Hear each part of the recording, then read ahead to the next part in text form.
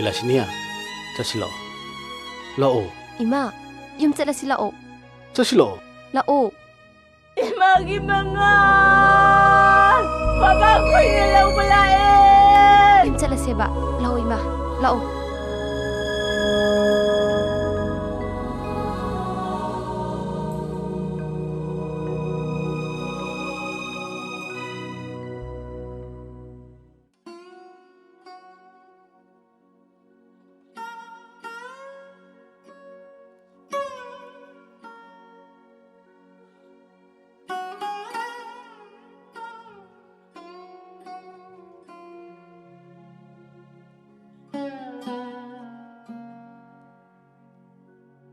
미또 엄때 잉제게 봐 이마. Ima, mitsim da pang tukse.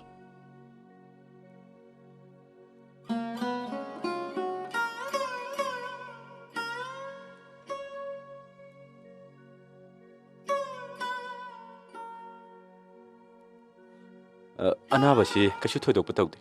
세 히다 khara시 shabi라가 체크업 아무튼디 tawthok시. Yam nungajari doctor. 아드디 따모 아이 뭉 역자라게. Ani, ay soy pau thun doctor ge. Bema, che. Lento si.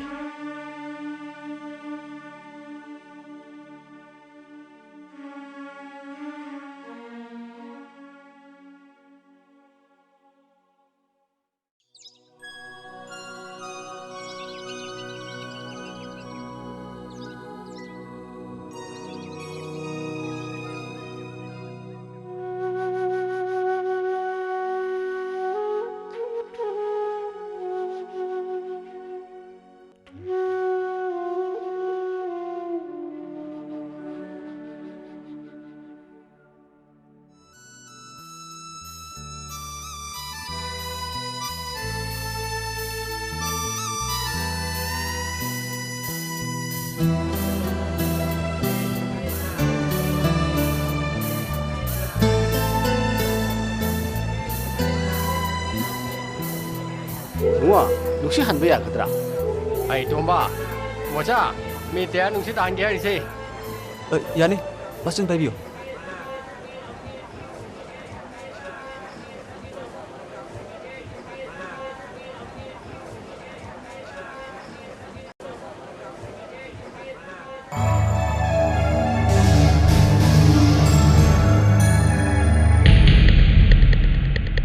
야네 다도비요. Mangan! Mama, Imagi mangan! Imagi mangan! Mangan! Nang sida ka doy no? Lao sa sila o! Lao sa sila o! Bilasiniya. Kayo nung tawsibo.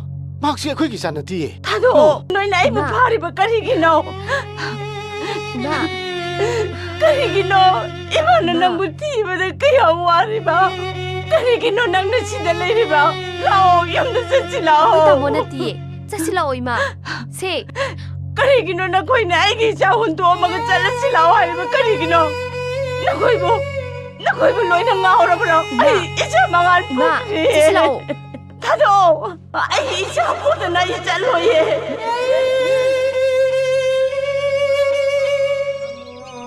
भद्र भद्र पले निजा करी पुक्षेनो पाखं थमोय भद्र भद्र पले Kayo dojo.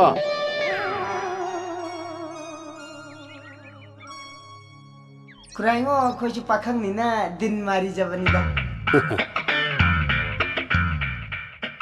कुराइङो किसा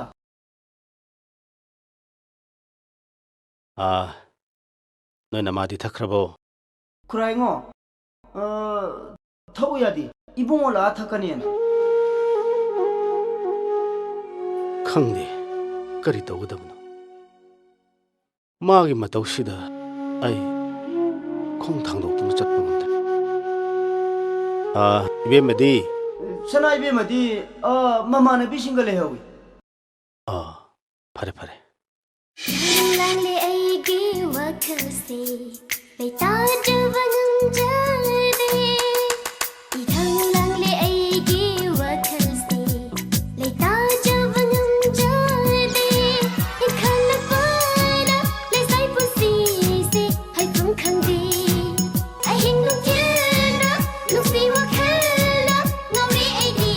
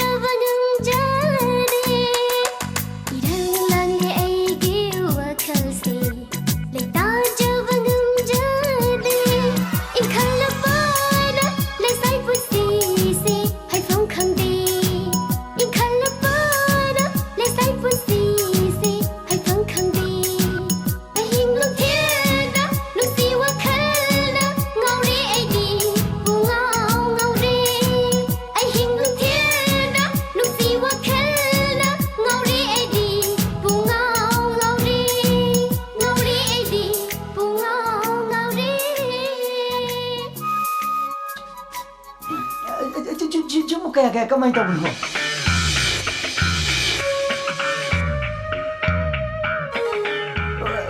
ꯆꯤꯃꯨ ꯀꯌꯥ ꯀꯃꯥꯏꯅ ꯇꯧꯕꯅꯣ ꯅꯪꯅ ꯂꯧꯕꯗꯕꯨ ꯑꯩꯅ ꯀꯌꯥ ꯍꯥꯏꯔꯨꯗꯣꯏꯅꯣ ꯑꯗꯨꯏ ꯋꯥꯕꯨꯗꯤ ꯑꯩꯁꯨ ꯅꯪꯅ ꯍꯥꯏꯕꯗ ꯁꯠ ꯄꯤꯊꯣꯛꯑꯝꯃꯤꯗꯨꯅꯤꯗ ꯌꯥꯝꯅ ꯒꯠ ꯂꯩꯕꯩ ꯋꯥꯅꯤꯅꯦ ꯊꯥꯕꯂꯩ ꯅꯪ ꯑꯩꯕꯨ ꯌꯥꯝꯅ ꯋꯥꯍꯜꯂꯤ ꯀꯌꯥ ꯀꯨꯏꯔꯕ ꯑꯩꯅ ꯅꯪꯕꯨ ꯈꯟꯖꯔꯛꯄ ꯅꯨꯡꯁꯤꯖꯔꯛꯄ ꯑꯗꯨꯕꯨ ꯉꯁꯤ ꯐꯥꯎꯕ ꯅꯪꯅ ꯅꯨꯡꯁꯤ ꯃꯤꯠꯌꯦꯡ ꯑꯃꯠꯇ ꯌꯦꯡꯕꯤꯔꯛꯇꯦ ꯅꯨꯡꯁꯤꯕ ꯃꯈꯜ ꯌꯥꯝ ꯌꯥꯝꯃꯤ ꯑꯗꯨꯕꯨꯅꯦ ꯙꯣꯖꯣ ꯑꯩ ꯅꯪꯕꯨ ꯇꯁꯦꯡꯅ ꯅꯨꯡꯁꯤ ꯉꯥꯏꯈꯣ ꯑꯝꯇ ꯐꯝꯈꯣ ꯑꯩ ꯅꯪꯕꯨ ꯅꯨꯡꯁꯤꯔꯕꯁꯨꯅꯦ ꯅꯪꯉꯣꯟꯗ ꯂꯩꯕꯗꯤꯅꯦ ꯁꯨꯛꯍꯟ ꯍꯦꯛ ꯉꯝꯃꯣꯏ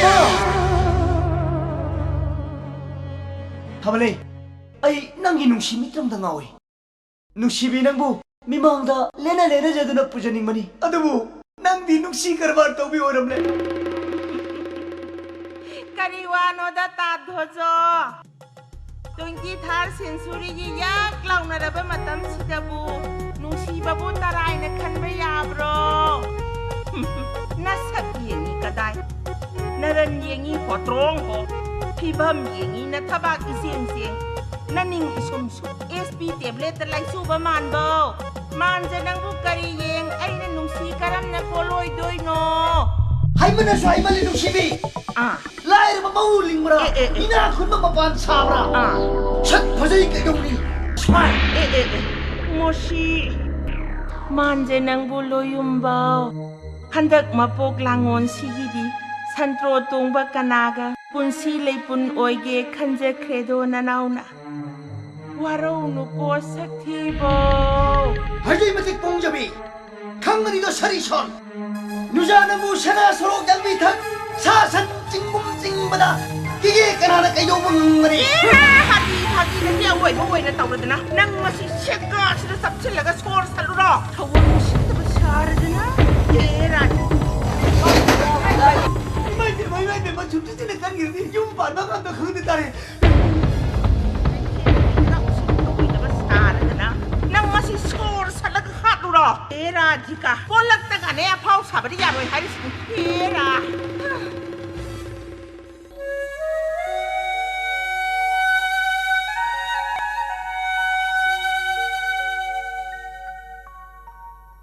ꯍꯦ ꯊꯥꯖ ꯅꯪꯗꯤ ꯍꯥꯡꯂꯕ ꯑꯇꯤꯌꯥꯗ ꯅꯗꯣꯝ ꯆꯤꯛꯅ ꯉꯥꯟꯕꯤꯅꯤ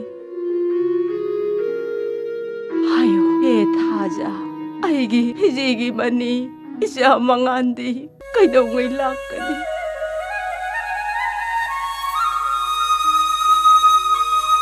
아이고 해타자 nang nalaisin marum na lot krabadi ay isa karam na ubo pangani Bilasini magtangay ko taja nang haktang potaw ka lagi punamang mangkrep punamang lot krep Ama nang bukay dorage Tosi nang kadaman tao nang Chi nang haktang potaw ka dorage Bilasini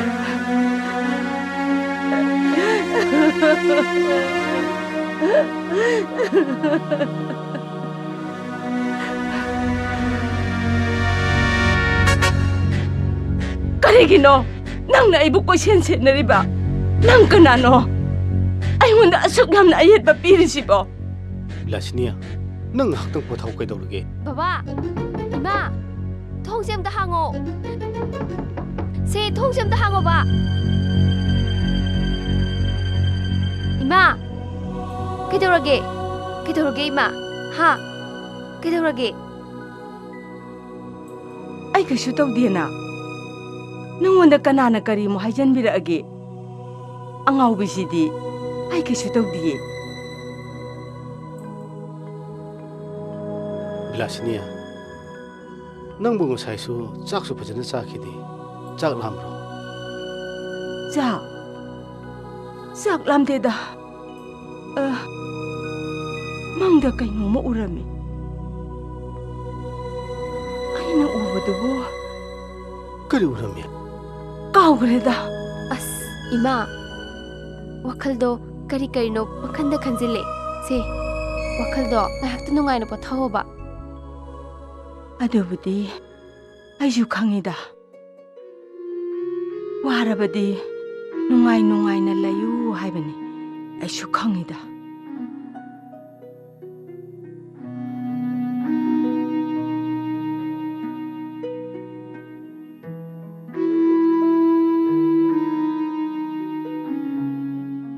ꯇꯥꯃꯣ ꯏꯇꯩꯃꯒꯤ ꯃꯇꯧꯁꯤꯕꯨ ꯍꯥꯟꯅꯗꯒꯤ ꯂꯣꯏꯅꯕꯤꯔꯛꯑꯕ꯭ꯔꯥ? ꯁꯨꯝꯗꯧꯕꯅꯤ ꯏꯀꯨꯏ ꯀꯨꯏꯗ꯭ꯔꯤꯉꯩꯒꯤ ꯋꯥꯔꯤꯅꯤ ꯑꯩꯒꯤ ꯏꯆꯥꯅꯨꯄꯥ ꯃꯉꯥꯜꯗꯣ Indian ꯑꯥꯔꯃꯤꯗ captain ꯑꯣꯏꯔꯝꯃꯤ ꯃꯃꯥꯅ ꯌꯥꯝꯅ ꯂꯨꯅ ꯆꯥꯟꯅ ꯇꯧꯖꯩ ꯂꯨꯍꯣꯡꯅꯅꯕ ꯑꯄꯥꯝꯕ ꯃꯃꯧ ꯈꯟꯗꯨꯅ ꯑꯗꯨꯅ ꯍꯟꯗꯛ ꯏꯆꯥꯅꯨꯄꯥ ꯊꯣꯛꯂꯛꯄꯗꯗꯤ ꯃꯌꯨꯝ ꯄꯥꯟꯕꯤꯗꯕ ꯌꯥꯗꯕꯅꯤꯀꯣ ꯃꯣꯏ ꯕꯕꯥ ꯑꯗꯨꯕꯨꯗꯤ ꯑꯩꯁꯨ ꯈꯜꯂꯤꯕꯅꯤꯅꯦ ꯃꯃꯥ ꯏꯆꯥꯒꯤ ꯏꯃꯧꯒꯤꯁꯨ ꯑꯩꯁꯨ ꯎꯅꯤꯡꯉꯕꯅꯤꯅꯦ ꯑꯩꯗꯤꯅꯦ ꯁꯥꯐꯝ ꯏꯟꯗꯨꯒꯤ ꯃꯆꯥꯅꯨꯄꯤ ꯑꯔꯨꯅꯥꯗꯣ ꯑꯩꯗꯤ ꯏꯃꯧ ꯑꯣꯏꯕ ꯇꯧꯅ ꯄꯥꯝꯖꯈ꯭ꯔꯦ ꯃꯣꯏ ꯕꯕꯥ ꯏꯆꯥꯅꯨꯄꯤꯒꯁꯨ ꯇꯤꯟꯅꯖꯕ ꯃꯁꯛ ꯃꯇꯧꯁꯨ ꯆꯪꯈꯣꯜꯂꯤ ꯃꯍꯩ ꯃꯁꯤꯡꯗꯁꯨ ꯀꯔꯤꯝꯇ ꯋꯥꯠꯇꯦ ꯍꯣꯏꯅꯦ ꯌꯥꯏꯅꯦ ꯑꯗꯨꯗꯤ ꯃꯈꯣꯏꯒꯤ ꯑꯍꯜ ꯂꯃꯟꯗ ꯏꯃꯧ ꯑꯣꯏꯖꯔꯒꯦꯅ ꯍꯦꯛꯇ ꯍꯥꯏꯔꯨꯔꯁꯤ ꯑꯗꯨꯅꯦ ꯑꯩꯅ ꯄꯥꯝꯖꯔꯤꯁꯨ ꯑꯗꯨꯗ ꯀꯩꯗꯧꯔꯕ ꯃꯥꯒꯤ ꯊꯕꯛꯁꯤꯅ ꯏꯆꯥꯅꯨꯄꯥ ꯑꯃꯈꯛꯇꯪ ꯌꯥꯎꯖꯕꯁꯤꯗ ꯑꯩꯗꯤ ꯑꯣꯟꯊꯣꯛꯅ ꯃꯊꯥ ꯁꯥꯈ꯭ꯔꯦ ꯍꯦꯔꯥ ꯑꯗꯨꯒꯤꯗꯃꯛꯇꯗꯤ ꯀꯔꯤꯝꯇ ꯈꯜꯂꯨꯅꯨꯗ ꯅꯪꯅꯅꯦ ꯍꯦꯛ ꯋꯥꯒꯟꯕꯁꯤꯅ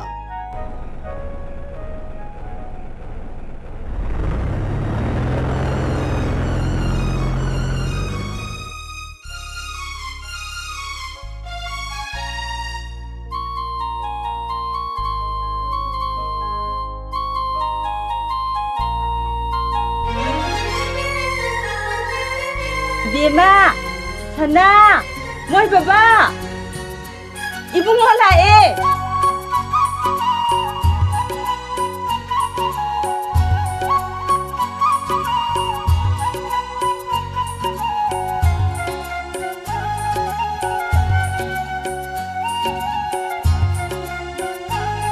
Bima, may putorong na, nabung lain hey.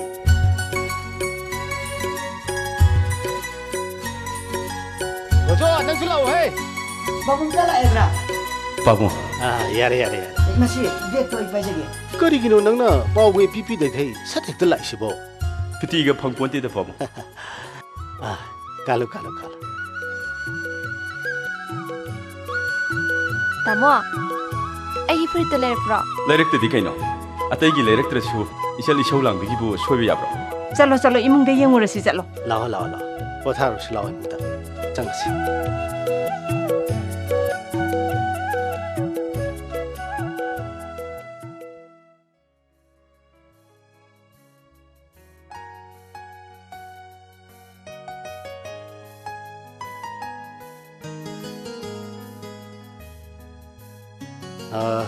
Mama, angangsing dojo goidubu karai chakhrage.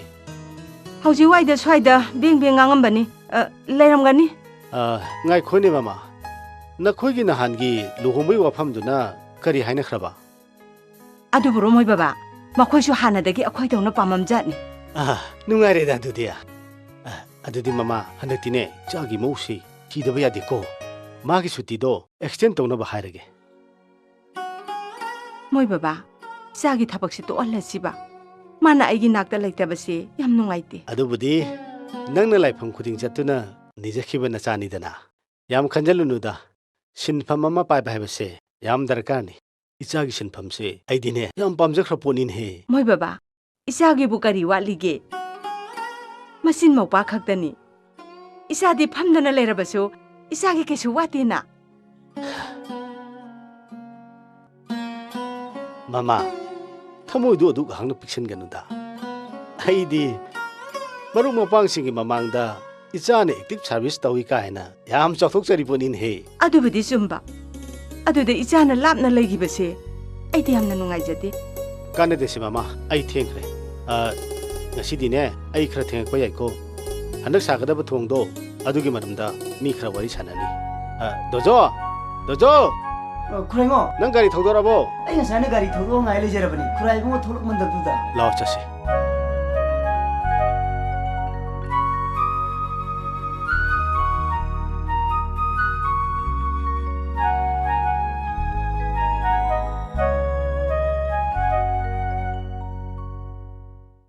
ꯕꯦꯝ ꯆꯥ ꯍꯥꯎꯕ ꯑꯝꯇ ꯊꯛꯁꯤꯗꯅ ꯍꯟꯗꯛꯇꯤ ꯅꯪꯒꯤ ꯁꯥꯜꯗꯣ ꯁꯣꯏꯗꯅ ꯂꯩꯕꯤꯔꯛꯑꯒꯦ ꯌꯥꯖꯔꯦ ꯏꯕꯨꯡꯉꯣ ꯑꯗꯨꯗ ꯍꯥꯏ ꯂꯩ ꯑꯗꯨꯃꯥꯏꯅ ꯀꯗꯔ ꯇꯧꯗ꯭ꯔꯁꯨ ꯑꯗꯨꯝ ꯂꯣꯟꯕꯤꯒꯦ ꯄꯥꯕꯨꯡ ꯏꯃꯥꯗꯤ ꯅꯪ ꯂꯨꯍꯣꯡꯅꯤ ꯍꯥꯏꯕꯗꯨꯗ ꯅꯃꯥꯁꯦ ꯍꯔꯥꯎꯃꯟꯈ꯭ꯔꯗꯅ ꯍꯟꯗꯛꯇꯤ ꯌꯨꯝ ꯃꯈꯥꯗꯒ ꯂꯩꯇ꯭ꯔꯦꯅꯦ ꯂꯩꯀꯥꯏꯒꯤ ꯅꯆꯦꯈꯣꯏ ꯅꯅꯦꯈꯣꯏꯗ ꯄꯣꯠ ꯆꯩ ꯂꯩꯕꯒꯤ ꯍꯥꯏꯕ ꯆꯠꯂꯝꯒꯅꯤ ꯍꯟꯗꯛꯀꯤ ꯑꯅꯧꯕ ꯗ꯭ꯔꯥꯏꯚꯔꯁꯤꯗꯤ ꯅꯃꯥꯒꯤ ꯃꯥꯔꯀꯦꯇꯤꯡ ꯆꯠꯅꯕ ꯇꯥꯔꯦꯅꯦꯀꯣ ꯕꯕꯥ ꯑꯩ ꯆꯥ ꯂꯣꯜꯂꯨꯈꯤꯒꯦ ꯍꯥꯎꯅ ꯂꯣꯜꯂꯨꯀꯣ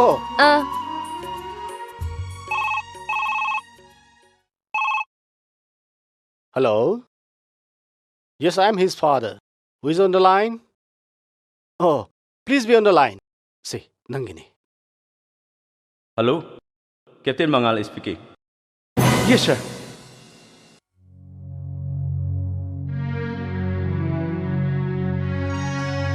Sir, yes, sir.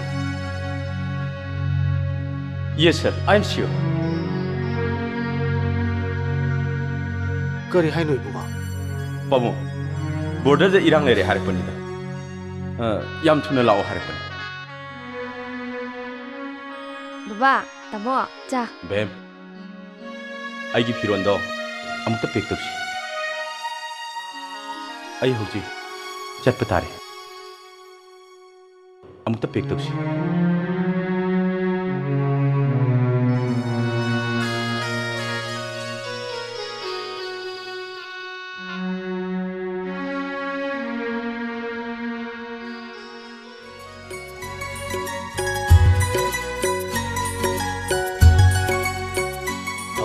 Mama, nang labra. Au lae. As bhat menga tapo nate. Amana haisina phajai. Amana haisina phajade. Sino kay no? Aina pamba se hekta lesala abane. Aduna kay no? ꯈꯨꯔꯥꯏꯉꯣ ꯁꯤꯅ ꯀꯥꯡꯈꯟꯅꯤ yellow ꯀꯂꯔꯅꯤ ꯏꯃꯥꯁꯤꯅ ꯈꯟꯕꯅꯤ ꯑꯗꯨꯗ ꯑꯩꯁꯨ ꯑꯗꯨꯝ support ꯇꯧꯔꯦ Sebu phajadabare moy baba. Fajay fajay. Nang nahi fajay hai bido. Ya ya ne. Aduna mama. Kaidawrage ba? Leirin he. Tado jo, ꯀꯔꯤ ꯍꯥꯏꯒꯦ ꯏꯕꯨꯡꯉꯣ ꯃꯉꯥꯜ aibu airport phawdang thinbiba yagadro. ꯐꯅꯤ ꯑꯩ ꯂꯩꯔꯤꯁꯤ ꯊꯤꯟꯗꯣꯛ ꯊꯤꯟꯖꯤꯟꯅꯤ ꯀꯩꯅꯣ Nangbo kadai chatoino? Ima, border the irang lere. Yam thuna report tawragadabni haituna pau pire. Kaino nang haisibo? Luhong mana kamai tawdoiba? Kuiroida. Irang he nembaga chuti sana lauraga imana haibi indoini. As Nacha chacharu ki Ya ya ne. Mongolo mongolo. Nangi ticket kam do ba. Pau tiketi ayoroga confirm tawjaragi. Oh, pare pare. Ima, tikta kaidana mu hanjaraki koi. nakok phawa sikanu ko. Be, ai chatlukhi ge ko. Nangi Kashmir gi saldo. Aine Kashmir hek yaubaga soidana mukki lerakadoi. tamo lehekta su yaida tamo da yumda thuna halo Karigi halo oidori. Angaubi sidi. Kakunse. Tadu jo. ꯁꯤꯅꯥ ꯏꯕꯦꯝꯃ ꯁꯤ ꯂꯧꯁꯤꯟꯕꯤꯌꯨ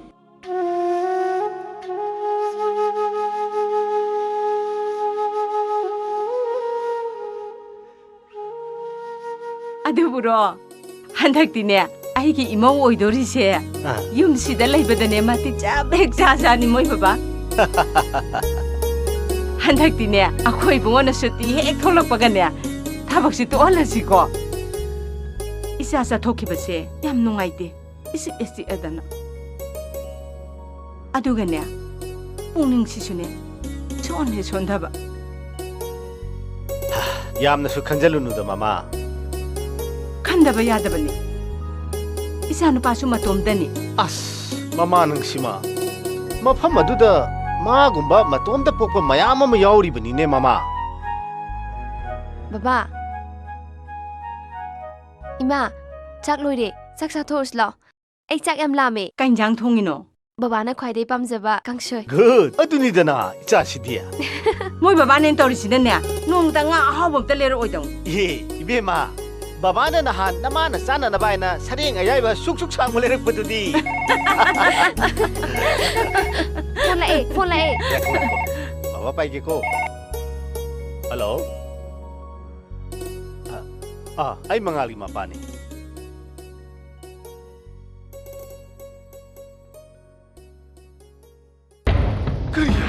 ꯀꯩꯗꯧꯔꯒꯦ ꯀꯔꯤ hello ꯀꯩꯗꯧꯔꯒꯦ ꯃꯣꯏ ꯕꯥꯕꯥ hello ꯕꯕꯥ ꯇꯥꯃꯣ ꯀꯩꯗꯧꯔꯦ ꯍꯥꯏꯕꯅꯣ ꯕꯕꯥ ꯀꯩꯗꯧꯔꯒꯦ ꯃꯃꯥ 이사 망한 그저러게 해보네 이사 망한 그저러게 이사 망한 그저러게 해보네 나라 아큰 말한 마마마다 말할 어떻게 그래 아이고 이사 망한 뭐 이망이 뜸털봐 이마부 거리 왜 이러시게 이망이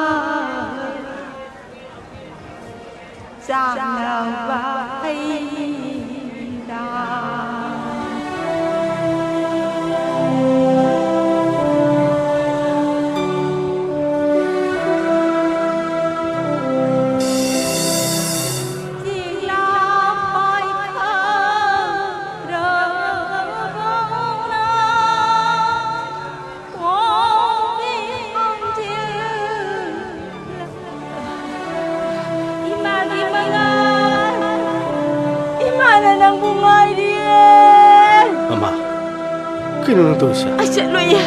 Kino to siya? Asya lo ye. Kino? Napiga siya.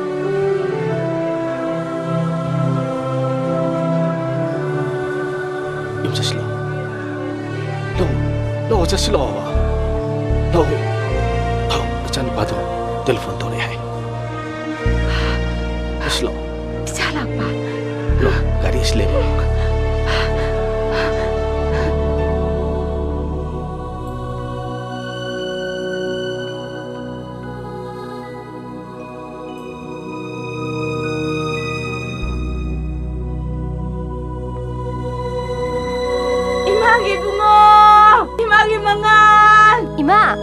이마! 그대로게 이마! 나봉라 아버 혹시 여러간 해드나 너희 바봉데 텔레폰 떠오래 이마! 이몽도 버타로슬라오 이몽데 레브로 이마기 토이 ꯑꯗꯨꯗꯒꯤ ꯑꯗꯨꯝ ꯃꯃꯥꯁꯦ ꯍꯧꯖꯤꯛ ꯐꯥꯎꯕ ꯒ꯭ꯌꯥꯟ ꯃꯥꯡꯗꯨꯅ ꯂꯩꯔꯤꯕꯁꯤꯅꯤ ꯑꯗꯨꯗꯤ ꯇꯥꯗ ꯗꯣꯛꯇꯔꯒ ꯑꯝꯇ ꯇꯥꯟꯅꯕꯤꯗ꯭ꯔꯕ꯭ꯔꯥ ꯃꯐꯝ ꯁꯨꯔꯦ ꯇꯥꯟꯅꯕ ꯌꯥꯕ ꯇꯥꯟꯅꯔꯦ ꯑꯗꯨꯕꯨ ꯄꯥꯎꯈꯨꯝꯗꯤ ꯆꯞ ꯃꯥꯟꯅꯩ ꯋꯥꯈꯜꯒꯤ ꯂꯩꯅꯥꯅꯤ ꯊꯋꯥꯏ ꯅꯨꯡꯉꯥꯏꯍꯜꯂꯨ ꯑꯁꯤ ꯈꯛꯇꯅꯤ ꯑꯗꯨꯒ ꯏꯅꯥꯎꯁꯤꯅ ꯁꯨꯝꯗꯧꯕꯅꯤ ꯏꯕꯨꯡꯉꯣ 이붕어기도 야우리바 이자시가 아이기 자누파 망알가 sakpham chap mane masada masagum khanjaduna kangauna duna lehobi aduga ibunga ngasi ene laksari base ngasi dagi hauna ibungo se icha de sadona yukjaragi haiduna laksari bani ai madu yaba ngamjaroi minama matogdo ai ngamjaroi ibunga minam banate lambi da anga boy na sat khiga darobi punchi amabu kanbiu hajabani hoi aina hari base haifam thoktaba wani adubu ibungona namase amukta di kanbiu waroginu babong ai madu yaba ngamjaroi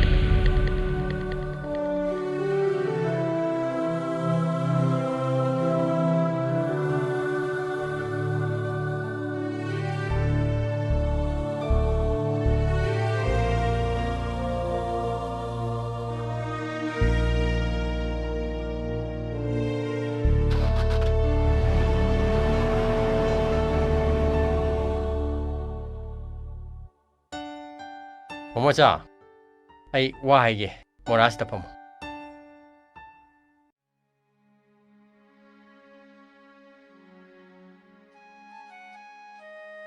ꯃꯣꯃꯣꯆꯥ ꯏꯌꯥꯝꯕꯅ ꯍꯥꯏꯔꯤꯁꯦ ꯅꯪꯕꯨ ꯅꯨꯡꯁꯤꯗꯅ ꯍꯥꯏꯕꯅꯤꯅꯦ ꯅꯪꯅ ꯆꯠꯈꯤꯕ ꯍꯥꯏꯕꯁꯤ ꯏꯌꯥꯝꯕꯒꯤꯗꯤ ꯈꯨꯠ ꯇꯦꯛꯄꯒ ꯆꯞ ꯃꯥꯟꯅꯒꯗꯧꯔꯤꯕꯅꯤ ꯄꯣꯛꯃꯤꯟꯅꯕ ꯅꯠꯇ꯭ꯔꯕꯁꯨ ꯑꯩꯅ ꯅꯪꯕꯨ ꯄꯣꯛꯃꯤꯟꯅꯕ ꯑꯃꯗꯒꯤ ꯍꯦꯟꯅ ꯂꯨꯅ ꯈꯜꯂꯤꯕꯅꯤꯅꯦ ꯑꯣꯖꯥ ꯅꯪꯒꯨꯝꯕ ꯂꯥꯏꯔꯤꯛ ꯂꯥꯏꯁꯨ ꯍꯩꯔꯕ ꯃꯤꯁꯛ ꯑꯃꯅ ꯑꯔꯦꯝꯕꯗ ꯃꯥꯡꯕꯗꯨ ꯏꯌꯥꯝꯕ ꯄꯥꯝꯗꯦꯅꯦ ꯑꯗꯨꯒꯤꯁꯨ ꯃꯊꯛꯇ ꯃꯆꯥ ꯀꯥꯏꯅꯔꯕꯤ ꯃꯃꯥ ꯑꯃꯒꯤ ꯑꯋꯥꯕ ꯅꯪꯗꯤ ꯃꯗꯨ ꯈꯪꯉꯝꯃꯣꯏ ꯑꯣꯖꯥ ꯑꯩ ꯄꯨꯝꯅꯃꯛ ꯈꯪꯖꯩ ꯑꯗꯨꯕꯨ ꯑꯩ ꯏꯌꯥꯝꯕꯒꯤꯗꯤ ꯍꯥꯏꯐꯝ ꯊꯣꯛꯄꯗꯣ ꯍꯥꯏꯔꯦꯀꯣ ꯃꯈꯥ ꯇꯥꯕꯗꯤ ꯅꯪꯉꯣꯟꯗ ꯁꯤꯟꯅꯔꯕꯅꯤ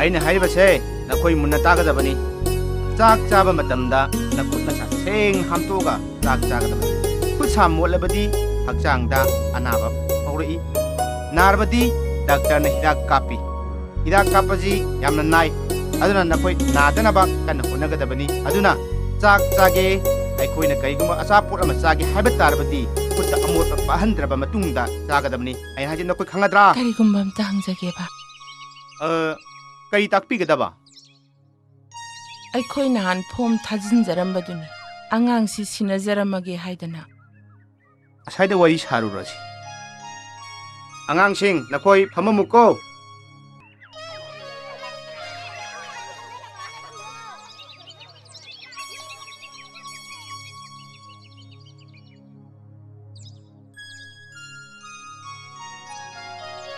ꯑꯉꯥꯡꯁꯤꯒꯤ ꯃꯔꯝꯗ ꯀꯔꯤꯒꯨꯝꯕ ꯈꯔꯗꯤ ꯈꯪꯅꯤꯡꯉꯤ ꯍꯣꯏ ꯍꯥꯏꯖꯒꯦ ꯉꯁꯤꯗꯒꯤ ꯆꯍꯤ 4-5ꯒꯤ ꯃꯃꯥꯡꯗꯅꯤ ꯑꯉꯥꯡꯁꯤꯒꯤ ꯃꯃꯥ ꯃꯄꯥꯗꯨ ꯂꯥꯏꯔꯕ ꯏꯃꯨꯡ ꯑꯣꯏꯕꯅ ꯃꯣꯔꯦ ꯆꯠꯇꯨꯅ ꯍꯤꯡꯅꯅꯕ ꯀꯔꯕꯥꯔ ꯇꯧꯖꯔꯝꯃꯤ ꯅꯣꯡꯃꯗꯤ ꯒꯥꯔꯤ ꯑꯦꯛꯁꯤꯗꯦꯟꯗ ꯃꯈꯣꯏꯅꯤꯃꯛ ꯂꯩꯈꯤꯗ꯭ꯔꯦ ꯃꯗꯨꯒꯤ ꯃꯇꯨꯡꯗ ꯑꯉꯥꯡꯁꯤꯒꯤ ꯃꯕꯣꯛ ꯑꯃꯅ ꯑꯃꯨꯛ ꯋꯥꯅ ꯌꯣꯛꯄꯤꯔꯛꯄꯅꯤ ꯃꯕꯣꯛꯇꯨꯁꯨ ꯍꯧꯈꯤꯕ ꯆꯍꯤꯗ ꯂꯩꯈꯤꯗ꯭ꯔꯦ ꯑꯗꯨꯗꯒꯤ ꯑꯩꯅꯁꯨ ꯃꯇꯝ ꯈꯔꯁꯤ ꯑꯉꯥꯡꯁꯤꯕꯨ ꯌꯣꯛꯂꯛꯄꯅꯤ ꯑꯩꯁꯨ ꯂꯩꯀꯥꯏꯒꯤ ꯃꯅꯦꯁꯤꯡꯒꯤ ꯑꯩ ꯂꯥꯏꯔꯕꯤ ꯑꯣꯏꯕꯅ ꯃꯥꯕꯨ ꯁꯥꯡꯅ ꯌꯣꯛꯄ ꯉꯝꯗꯕꯗꯒꯤ ꯌꯥꯝꯅ ꯃꯨꯟꯅ ꯈꯜꯂꯕ ꯃꯇꯨꯡꯗ ꯑꯣꯔꯐꯥꯟ ꯍꯣꯝ ꯑꯁꯤꯗ ꯑꯉꯥꯡꯁꯦ ꯊꯝꯖꯔꯝꯒꯦ ꯍꯥꯏꯗꯨꯅ ꯂꯥꯛꯆꯔꯤꯕꯁꯤꯅꯤ ꯌꯥꯝ ꯅꯨꯡꯉꯥꯏꯖꯔꯦ ꯑꯩꯈꯣꯏꯅ ꯑꯉꯥꯡ ꯑꯁꯤꯒꯤ ꯃꯔꯤ ꯃꯈꯣꯡ ꯈꯪꯗꯅ ꯑꯣꯔꯐꯥꯟ ꯍꯣꯝꯁꯤꯗ ꯊꯝꯕ ꯈꯨꯗꯣꯡꯆꯥꯗꯕ ꯈꯔ ꯂꯩꯕꯗꯒꯤ ꯍꯪꯖꯕꯅꯤ ꯋꯥꯔꯧꯕꯤꯒꯅꯨ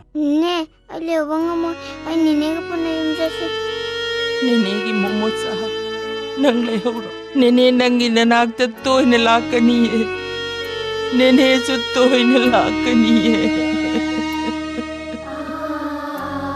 ꯅꯦꯅꯦ ꯑꯩꯕꯨ ꯅꯨꯡꯁꯤꯗ꯭ꯔꯕꯣ ꯑꯩ ꯂꯩꯍꯧꯕ ꯉꯝꯃꯣꯏ ꯑꯩ ꯅꯦꯅꯦꯒ ꯄꯨꯟꯅ ꯌꯨꯝ ꯆꯠꯁꯤ ꯃꯣꯃꯣꯆꯥ ꯅꯦꯅꯦꯁꯤ ꯆꯠꯍꯟꯈ꯭ꯔꯣ ꯅꯦꯅꯦ ꯑꯩꯕꯨ ꯅꯨꯡꯁꯤꯗ꯭ꯔꯕꯣ ꯑꯩ ꯂꯩꯍꯧꯕ ꯉꯝꯃꯣꯏ ꯑꯩ ꯅꯦꯅꯦꯒ ꯄꯨꯟꯅ ꯌꯨꯝ ꯆꯠꯁꯤ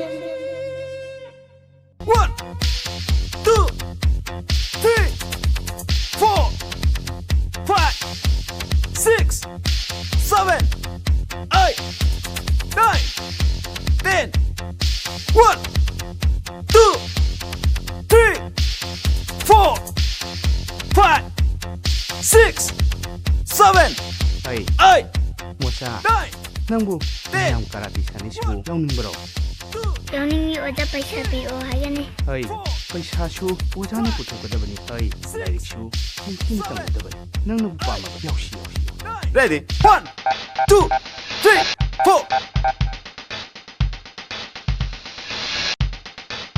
1 2 3 4 1 2 3 4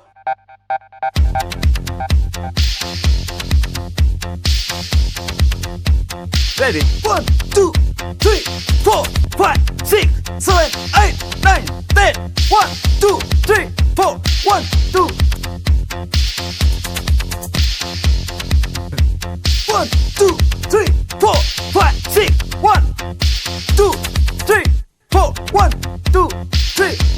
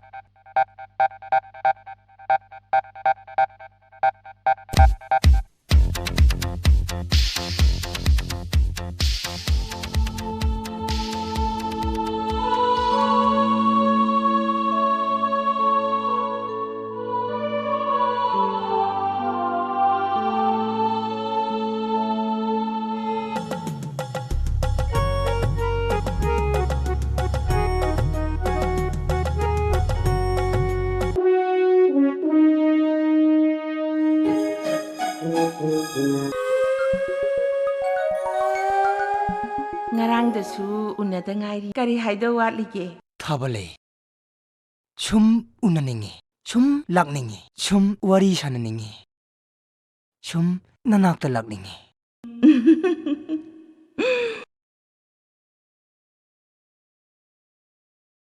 Yamna nungsibibai wanine. Hoi. Nungsiduna sum inakta lairingai sanglaba punsidubu kari saduna hingdoino. Nungshibinabu inakta sum leirabadi aikoidi suwa wabiroi. Inak khundoine. Kamaina? Nangonda khanganba yakpoti. Hayeng aikoida lakpa kanda madudu ina khangangadoine. Na khunbai wadi haidorosida aikoi babungdo Manipurda inak khunbada tokti. Masigi karanjausina karondai laino. As. Haima. As. Sisu mukla ini. Hai.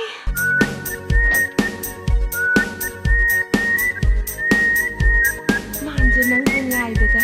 Nasigi isingse tarelak surebani soiba. ꯑꯩꯁꯦ ꯊꯕꯛ ꯑꯃ ꯆꯠꯂꯨꯕꯗꯒꯤ ꯈꯔ ꯊꯦꯡꯗꯣꯛꯈ꯭ꯔꯦ. ꯍꯥꯏ. ꯑꯗꯩꯁꯤ ꯀꯅꯥ ꯀꯅꯥꯅꯣ? Bihardagi hing yonba lakpasingduni. ꯑꯣ. ꯚꯩꯌꯥ ꯁꯤ ꯂꯥꯎ. ꯅꯕꯥꯅꯤ ꯁꯤ ꯂꯥꯎꯕ. ꯂꯥꯎꯅꯦ ꯂꯥꯎꯅꯦ ꯁꯤ ꯂꯥꯎꯅꯦ. ꯅꯕꯥꯅꯤ ꯁꯤ ꯂꯥꯎꯅꯦ. ꯍꯥꯏ. ꯆꯨꯏꯡ ꯒ꯭ꯂꯥꯁ ꯑꯅꯤ ꯈꯛꯇꯪ. ꯌꯥꯝ ꯊꯨꯅ. ꯀ꯭ꯋꯤꯛ ꯑꯅꯤ ꯈꯛꯇꯪ. Chahingdi lore baya. Hey. Chahingdi lore baya. Ni chay khaktung ngari. Bye. Madu pathang na di hai. Hey, he phobe. Madu machale mine.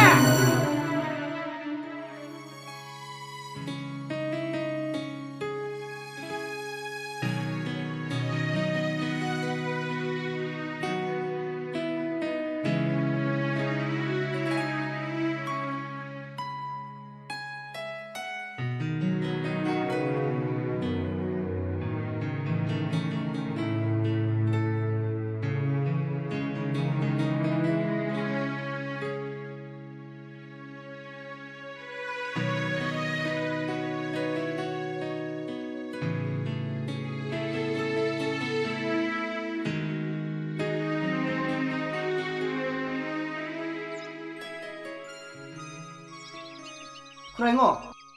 Ngahal kuraingo na tapiru dubu kari haina biragi.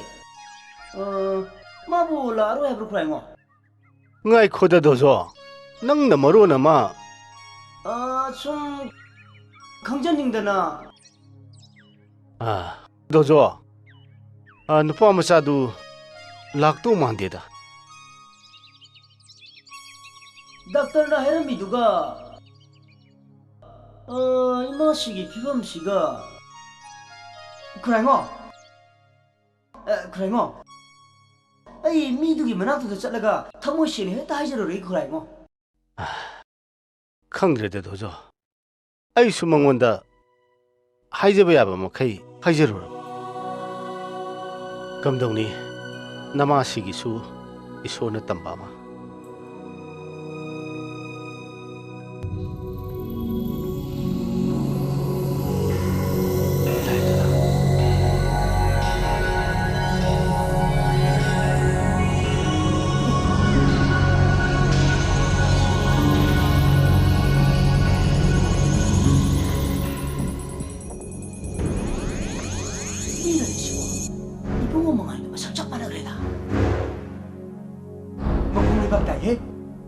이거 얼마 미니네 뭐 공슬레 박다래 그랑 받고 이행보다 고진 식부터 저요 하이 이거 뭐 망할 라 망할기 더와이 망아 막 미게 타가 따로 막 라라라 꾸꾸꾸꾸꾸꾸꾸 망할기 더와이 망아 막 ngai khoda jo nang na maro na ma ngai khoda do jo mwa nang labra hoi pabum hai mama mama nasa nupa lain he yengu long ne Ha! Siya mga lae hay ba?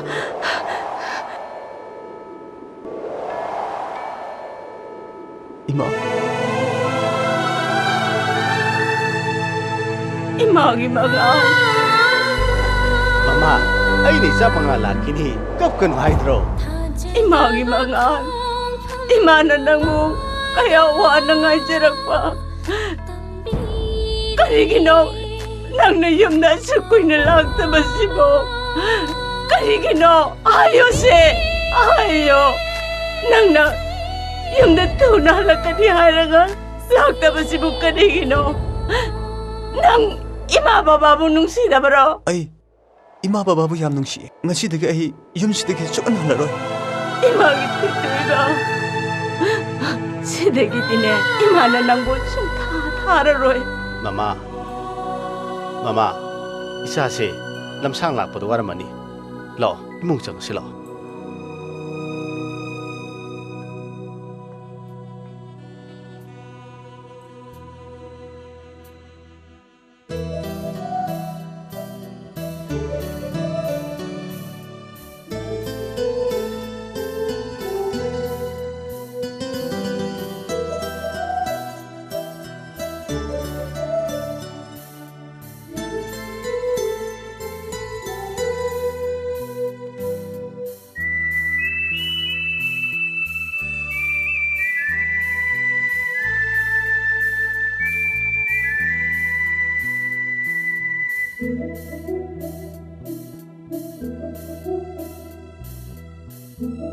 Thank you. Yam fazay. Most welcome. Masai la adam gari ada tong. Kasu kaidiye. Nangi thamoy da sengbiyo. Aidi nangi damakta lepkhrabani. Ayeng lepidu ware na phamadi. Nangda lengdana laibiyo. Aidi wai kawada haizaroy.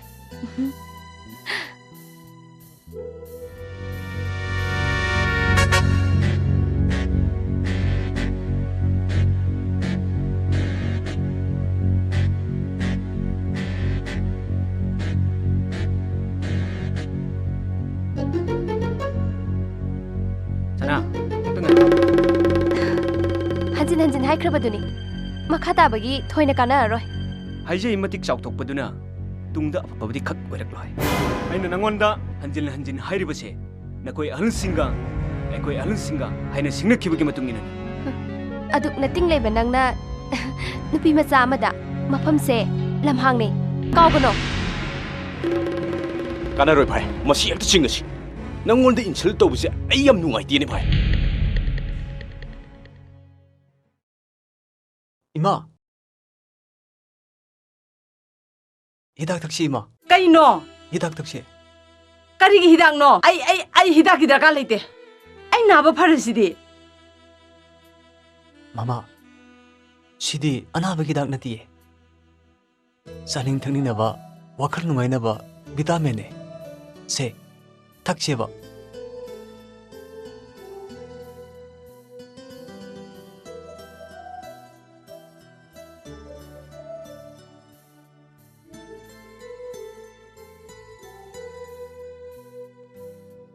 Chauba, nang handakti yumji thadokdana chatpa yaroi ko.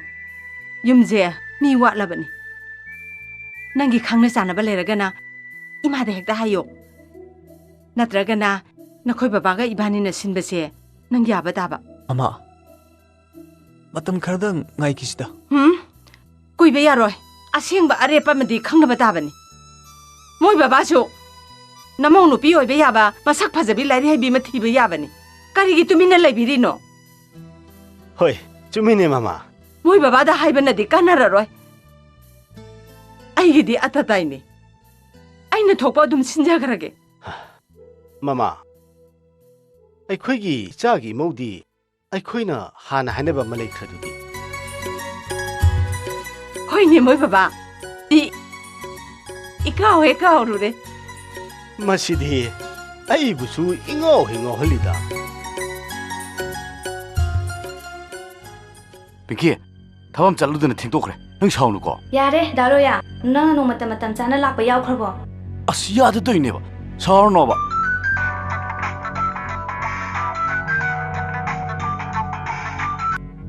Hello.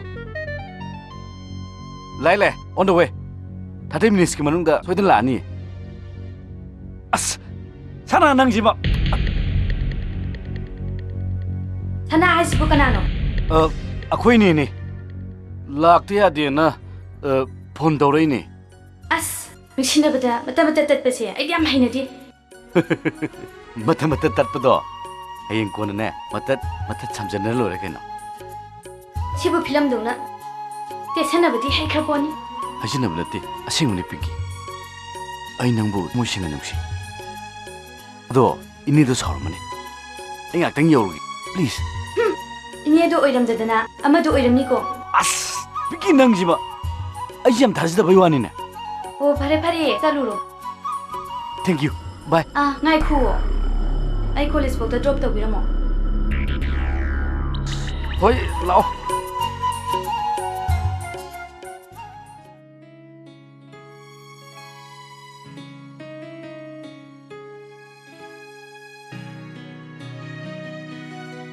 पाबुङ चालिजरे नंगना ओइना लोलाबा दोजो गोइदी बजार सकी बाबुङ फम नंगदी लारी क्यादी तमहोरा बाबुङ खरदी तमजावे ओफान होमदा सोरकपनिना निंगमेदे किया थुजरकिदे अदुबु अइगे लेमिनजब याम्बा मना कना होनबिबदगी police फाउदी लुसिनजौरे. Very good. Adunidana.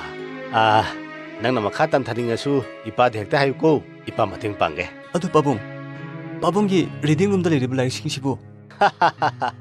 Lairik singdo adugi maraktagi nangna apamba paningba yaurabadi lauthuog hekta pau. Ko. Ihe. Ipa thabam chakadongnin he. Thabam khatang chaluge ko. Nang karimta hangoi ganu. Nungai lego dong ni ko. Wai Pabung.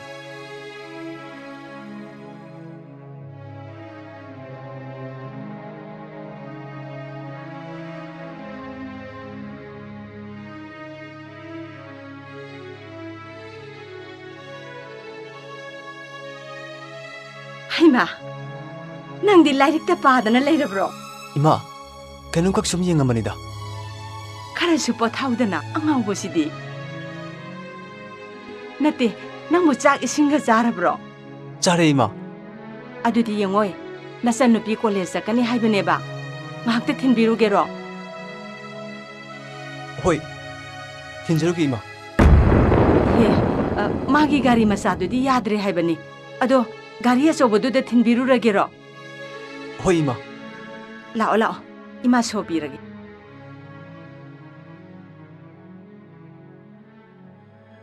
나랑이 긴장도 사모니든 애기 싸우지고 애기 싸우지고 애기 편해야 하면 싸우.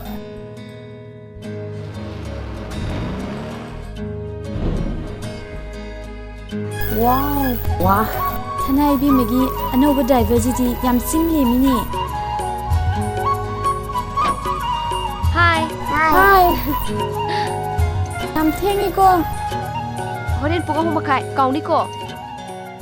Kau sana ibima. Laksigi.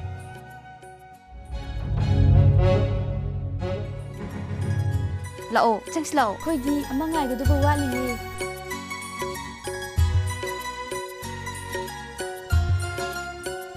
Kem kui rage lakpa.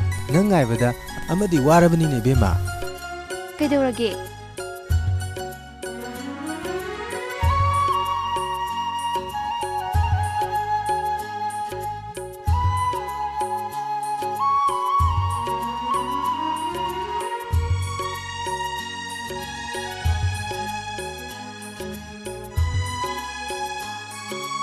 Kaidorage, namai ke lai thuktana paidana lai dubo.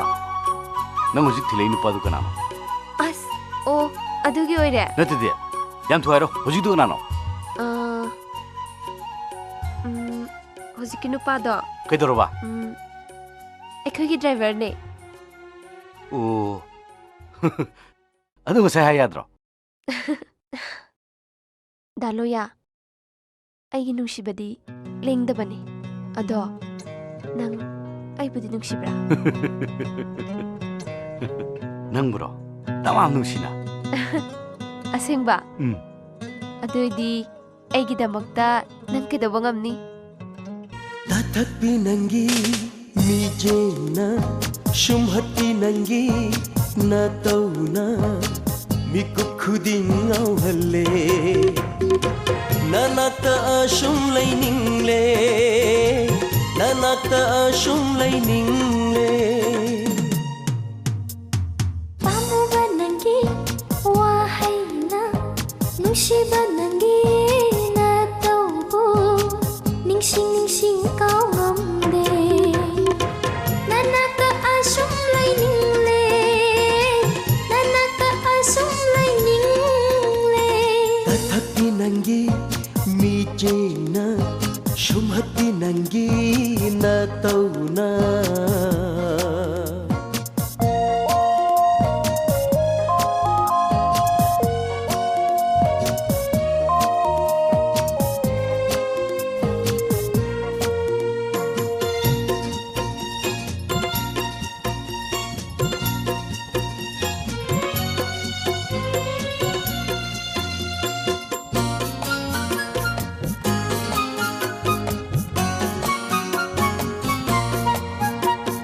ꯇꯥꯉꯥꯡꯕꯤ ꯇꯅꯧꯕꯤ ꯆꯤꯟꯕ ꯊꯥꯖꯕꯨ ꯉꯝꯖꯕꯤ ꯃꯥꯏꯊꯣꯡ ꯀꯔꯝꯕ ꯂꯥꯏꯋꯥꯕꯨ ꯎꯕꯅꯣ ꯀꯔꯤ ꯃꯟꯇ꯭ꯔꯕꯨ ꯍꯩꯕꯅꯣ ꯇꯥꯉꯥꯡꯕꯤ ꯇꯅꯧꯕꯤ ꯆꯤꯟꯕ ꯊꯥꯖꯕꯨ ꯉꯝꯖꯕꯤ ꯃꯥꯏꯊꯣꯡ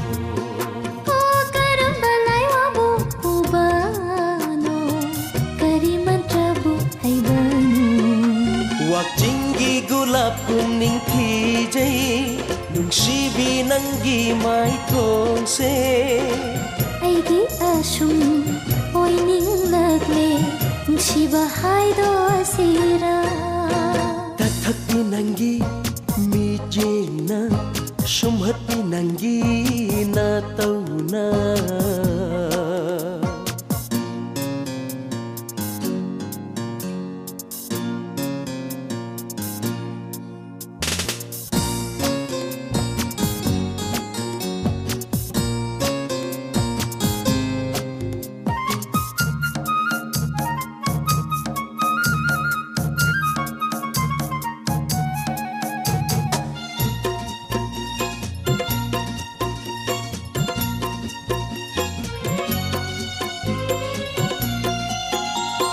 ꯅꯨꯡꯁꯤꯕꯤ ꯅꯪꯒꯤ ꯋꯥꯈꯜꯅ ꯊꯃꯣꯏꯁꯦ ꯊꯝꯐꯝ ꯂꯩꯇ꯭ꯔꯦ ꯄꯨꯕꯤꯔꯣ ꯑꯩꯕꯨ ꯄꯟꯊꯨꯡ ꯇꯝꯅ ꯂꯩꯖꯒꯦ ꯏꯪꯅ ꯅꯅꯥꯛꯇ ꯅꯨꯡꯁꯤꯕꯤ ꯅꯪꯒꯤ ꯋꯥꯈꯜꯅ ꯊꯃꯣꯏꯁꯦ ꯊꯝꯐꯝ ꯂꯩꯇ꯭ꯔꯦ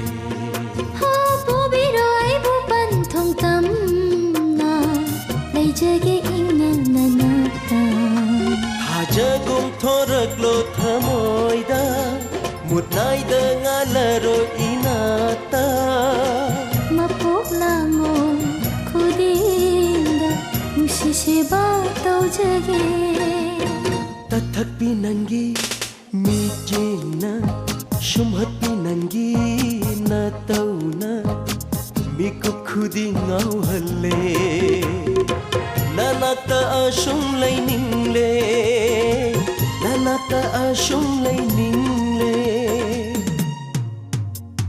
ꯄꯥꯝꯃꯨꯕ ꯅꯪꯒꯤ ꯋꯥꯍꯩꯅ ꯅꯨꯡꯁꯤꯕ ꯅꯪꯒꯤ ꯅꯇꯧꯕꯨ ꯅꯤꯡꯁꯤꯡ ꯅꯤꯡꯁꯤꯡ ꯀꯥꯎ ꯉꯝꯗꯦ ꯅꯅꯥꯛꯇ ꯑꯁꯨꯝ ꯂꯩꯅꯤꯡꯂꯦ ꯅꯅꯥꯛꯇ ꯑꯁꯨꯝ ꯂꯩꯅꯤꯡꯂꯦ ꯇꯊꯛꯄꯤ ꯅꯪꯒꯤ ꯃꯤꯠꯌꯦꯡꯅ ꯁꯨꯝꯍꯠꯄꯤ ꯅꯪꯒꯤ ꯅꯇꯧꯅ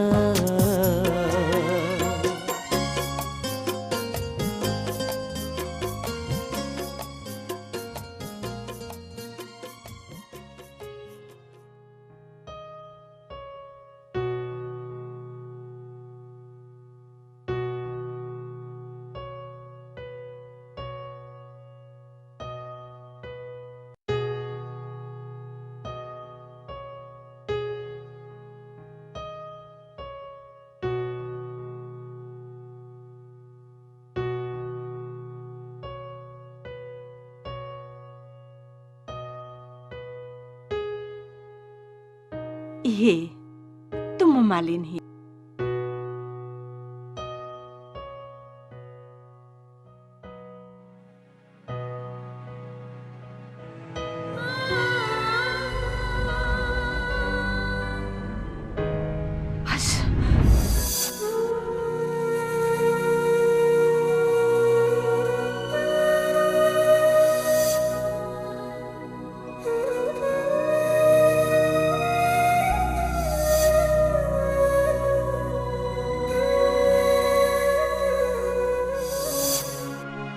Ima, kaidore ima. Ima kasu tawdi. Nungthin tumganu ko, nungthin tumbase sang phatabani ko, hayeng gai tumganu ko. Lai sum parambane. Aduda tungthokhrene.